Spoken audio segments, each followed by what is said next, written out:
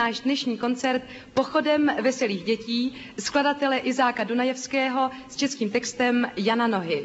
Tuto pieseň si vypočujete v interpretácii vokálnej skupiny Planety a súboru Ústredného výboru Socialistického zväzu mládeže Plameny. Lehko je u srdce s radostnou písní, ve které zmizí hned smutek a žál. Dvory a vesnice s veselou písní, veliká města ji zpívají dál. Píseň nám pomáhá stavět a žít, jak přítel vede nás do boje vpřed. Kdo z písní dovede životem jíti, nikdy se nestratí, kdo bude svět. Píseň nám pomáhá stavět a žít, jak přítel vede nás do boje vpřed.